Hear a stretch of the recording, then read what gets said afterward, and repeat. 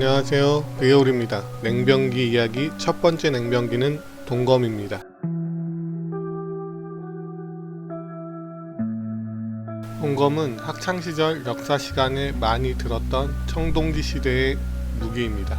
청동기 시대는 유럽, 중동, 아시아 모두 시기가 다르며 무기의 모양은 물론 사용하는 방식 또한 달랐습니다.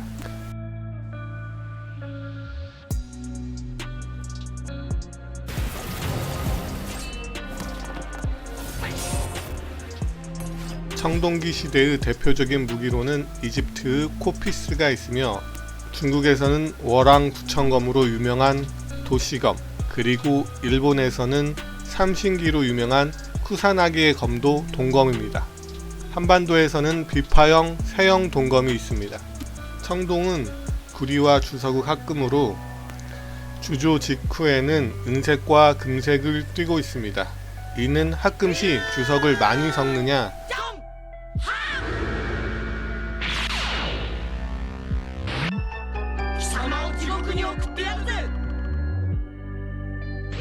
아연을 많이 섞느냐에 따른 색깔의 변화이며, 청동색은 동이 산화하여 변색된 것입니다. 그래서 학창시절 역사 시간에 청동기 시대라고 불리고 있는 것입니다. 동검의 용도는 크게 제사용과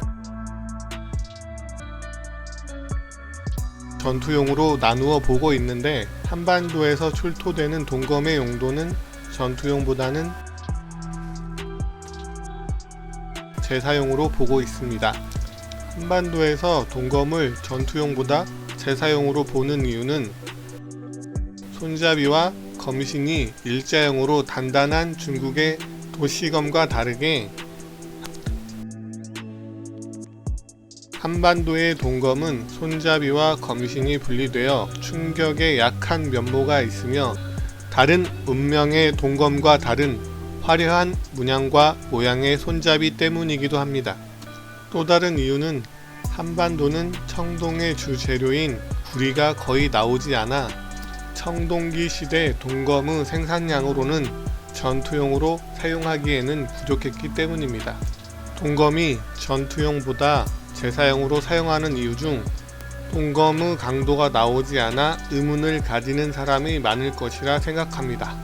많은 사람이 동이 철에 비해 약하다고 알고 있습니다. 물론 틀린 말은 아닙니다. 청동의 경도는 매우 약하다고 알려져 있으며 땅에 떨어뜨리면 깨지거나 휘어지는 경우가 종종 생기기 때문입니다.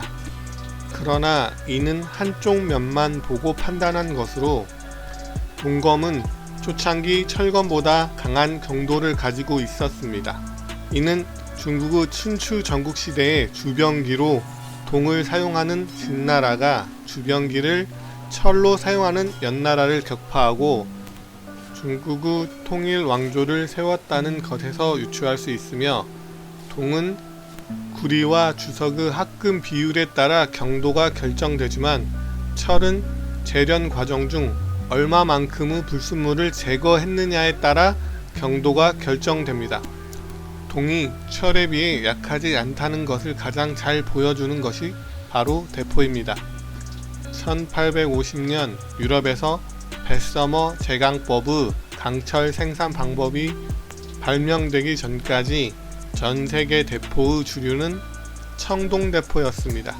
조선의 천자총통, 러시아의 유니콘, 오스만 투르크의 우르반, 중국의 홍위포, 심지어 나폴레옹 또한 청동대포를 사용했습니다. 19세기 중반까지 철과 동의 경도가 크게 차이 나지 않았다면 왜 청동기 시대가 끝나고 철기 시대가 온 것일까요? 그것은 지구에서 가장 흔한 물질인 철과 다르게 청동은 너무 희귀하기 때문입니다.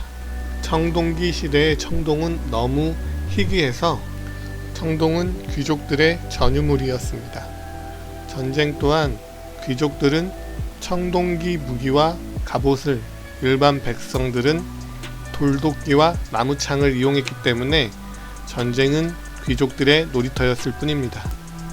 청동이 얼마나 귀했는지 청동기 시대를 거치지 않고 석기 시대에서 바로 철기 시대로 넘어간 문화권도 있습니다.